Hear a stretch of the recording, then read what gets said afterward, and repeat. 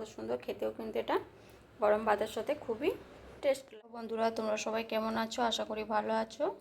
আজকে চলে এসেছি আবার একটি রেসিপি নিয়ে, সোয়াবিনের রসা।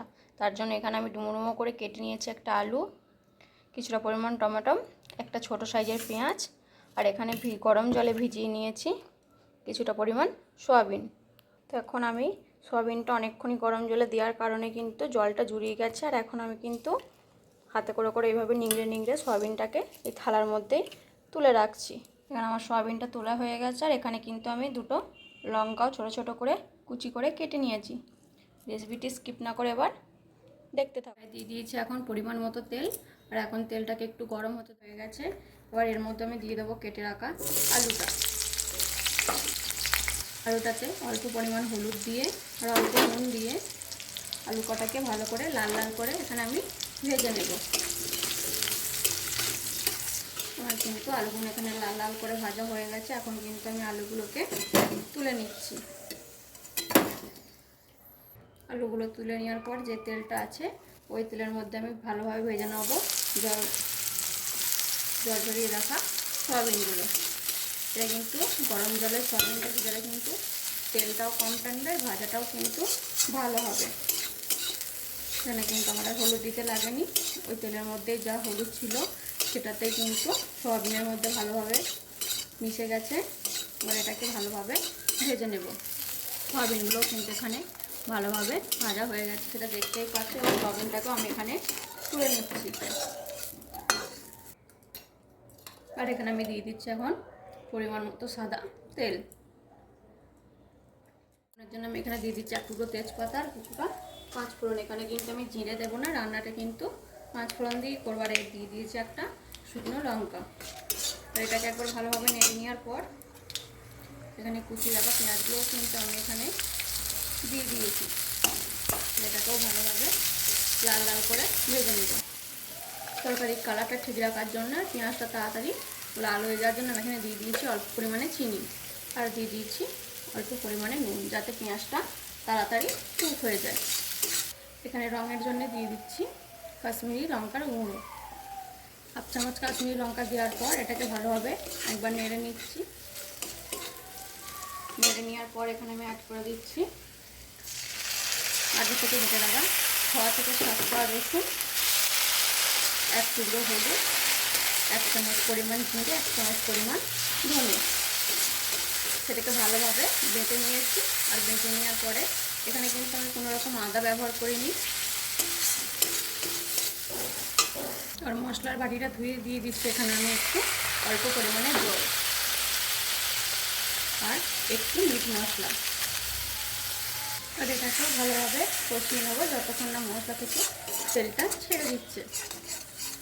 এখন কিন্তু মশলা থেকে তেলটা ভালোভাবে ছেড়ে দিয়েছে, আর জলটাও কিন্তু এখানে পুরোপুরিভাবে শুকিয়ে গেছে। আর এখানে আমি দিয়ে দিচ্ছি কেটে রাখা লঙ্কা কুচো আর টমেটোটা। আর এটাকে একবার এর সাথে ভালোভাবে মিশিয়ে নেব মশলার সাথে। আর এখানে দিয়ে দেবো টমেটোটা যাতে তাড়াতাড়ি কুক হয়ে যায়, তার জন্য এখানে আমি দিয়ে দেবো অল্প পরিমাণে নুন। আর এটাকে ভালোভাবে মিশিয়ে নিয়ে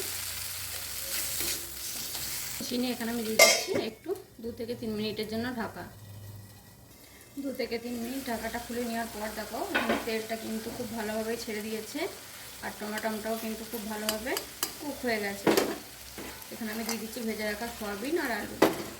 আর এটাকে খুব ভালোভাবে এখানে মিশিয়ে নেব। এটাকেও কিন্তু আমি 2 থেকে 3 মিনিট এটা আলুটা মশলার সঙ্গে আলুটা সয়াবিনটা কিন্তু কষিয়ে নেব। আগে থেকে অল্প অল্প করে কিন্তু নুন দেওয়া আছে। আর এখানে আমি দিয়ে দিচ্ছি আর একটু পরিমাণ নুন। ঝালের জন্য কাঁচা লঙ্কা দিয়েছি, আর আমি কিন্তু এখানে বললাম সবটাই কিন্তু বাটা মশলা দিয়েছি। লঙ্কাটাও কিন্তু আমি এর সঙ্গে বেটে দিয়েছিলাম। এবার এটা কিন্তু এর সঙ্গে ভালোভাবে কষানো হয়ে গেছে। আর আমি এখানে নিয়ে নিচ্ছি উষ্ণ পরিমাণ গরম জল। এটাকে সাথে ভালোভাবে মিশিয়ে নেব আমি। জলের সাথে আলু সয়াবিন মশলা ভালোভাবে মিশে গেছে।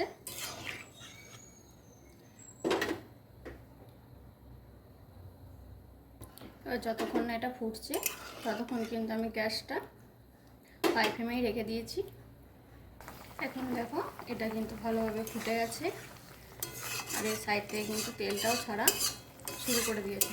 এবার এটাকে ভালোভাবে মিশিয়ে দিয়ে গ্যাসটা লো ফ্লেমে করে এখানে 7 থেকে 8 মিনিটের জন্য আমি এখানে ঢাকা দিয়ে রেখে দিলাম। এখন এখানে ঢাকনাটা আমি খুলে নিচ্ছি। এখানে দেখো জলটা কিন্তু আলু সয়াবিন দিয়ে কিন্তু পুরোপুরি টেনে নিয়েছে আর এখানে কিন্তু একটা খুব সুন্দর গন্ধও বেরিয়েছে। আলুটাও দেখতে পাচ্ছি এখানে ভালোভাবে সিদ্ধ হয়ে গেছে আর সয়াবিনটাও। আর এটাকে একবার ভালোভাবে আমি মিশিয়ে নিচ্ছি। এখানে দিয়ে দিচ্ছি অল্প পরিমাণে গরম মশলা আর এটাকে এর সাথে ভালোভাবে মিশিয়ে নিয়ে এখন এটাকে আমি নাড়িয়ে নেবো। এইটুকুনি ঝোল না থাকলে কিন্তু আলু আর সয়াবিনে কিন্তু এটা পুরোটাই টেনে নেবে। এখানে কিন্তু আমার রেডি হয়ে গেছে আলু সয়াবিনের রসা।